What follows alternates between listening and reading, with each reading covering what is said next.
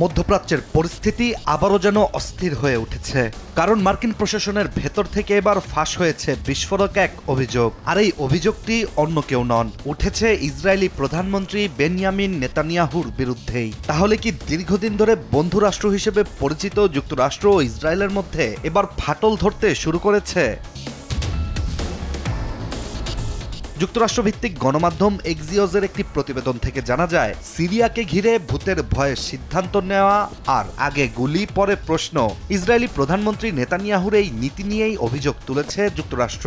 আমেরিকার শীর্ষ কর্মকর্তারা বলছেন, এভাবে চলতে থাকলে নেতানিয়াহু কেবল সিরিয়াকেই উস্কে দিচ্ছেন না, নিজেই নিজের কূটনৈতিক ভবিষ্যৎকেও ধ্বংসের পথে নিয়ে যাচ্ছেন। আর এসব ঘটনা এমন সময় ঘটছে যখন ট্রাম্প প্রশাসন প্রাণপণ চেষ্টা করছে সিরিয়াকে স্থিতিশীল করে ইসরায়েলের সঙ্গে ঐতিহাসিক নিরাপত্তা চুক্তিতে আবদ্ধ করার। কিন্তু ওয়াশিংটনের ভেতরে এখন ক্ষোভ টকবক করছে, কারণ সিরিয়ার নতুন প্রেসিডেন্ট আহমেদ আল শারার সাথে শান্তি প্রক্রিয়া এগিয়ে নিতে ট্রাম্পের কৌশল ছিল অত্যন্ত সংবেদনশীল। কিন্তু হঠাৎ করেই ইসরায়েলের সীমান্ত পাড়ি দিয়ে সিরিয়ায় অভিযান যেন পুরো পরিকল্পনাই নষ্ট করতে চলেছে।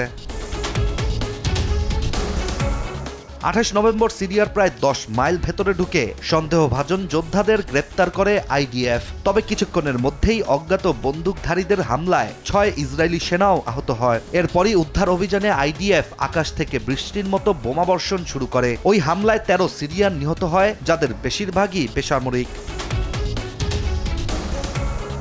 ইসরায়েলি এই হামলাতেই আগুনে ঘি পড়ে সিরিয়ার অভ্যন্তরে। নতুন সরকার ও সাধারণ মানুষ ক্ষোভে ফেটে পড়েন, দেশজুড়ে প্রতিশোধের দাবি ওঠে। আর ইসরায়েলি ওই হামলায় যুক্তরাষ্ট্র হতভম্ব, কারণ হামলার আগে দেশটি জানতে চেয়েছিল পুরো বিষয়টি, কিন্তু ঘটনাটা ঘটল ঠিক উল্টো। মার্কিন কর্মকর্তারা স্পষ্ট জানিয়েছেন, এই হামলার বিষয়ে ইসরায়েল হোয়াইট হাউসকে একটিবারও ব্রিফ করেনি। এমনকি আগের মতো সিরিয়াকেও সামরিক চ্যানেলে সতর্ক করা হয়নি। যুক্তরাষ্ট্রের ভাষায় বিবি এখন যেন সর্বত্রই ভূত দেখছেন। ইসরায়েলের এই কর্মকাণ্ডে ট্রাম্প নিজেও চুপ করে থাকতে পারেননি। নিজের ট্রুথ সোশ্যালে ইসরায়েলকে সতর্ক করে লিখেছেন, সিরিয়ার সাথে আলোচনার পরিবেশ নষ্ট হলে ইসরায়েলি শেষ পর্যন্ত ক্ষতিগ্রস্ত হবে। আর ট্রাম্পের এই পোস্টেই স্পষ্ট ইঙ্গিত দিচ্ছে, ভেতরে ভেতরে ক্ষোভে ফুঁসছে মার্কিন প্রশাসন। এছাড়া মার্কিন কর্মকর্তারা আরো জানিয়েছেন, সিরিয়া এখন ইসরায়েলের সাথে যুদ্ধ চায় না, এটা লেবানন নয়। কিন্তু নেতানিয়াহু এমন আচরণ করছে যেন চারপাশে শুধু শত্রু আর শত্রু। ফলে নেতানিয়াহুর এই আচরণ সিরিয়াকে ইসরায়েলের দিকে এগিয়ে আসা থেকে বিরত করবে, পাশাপাশি বহু প্রতীক্ষিত ইসরায়েল সিরিয়ার নিরাপত্তা চুক্তিকেও হুমকির মুখে ফেলতে পারে।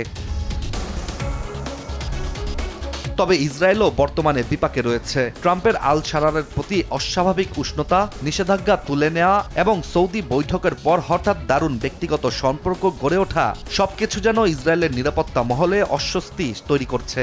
সাবেক আল কায়েদা কমান্ডার থেকে সিরিয়ার প্রেসিডেন্ট হওয়া আল শারার প্রতি যুক্তরাষ্ট্রের এতটুকু সখ্যতাই যেন ইসরায়েলের দুশ্চিন্তা বাড়িয়ে দিচ্ছে দিনে দিনে।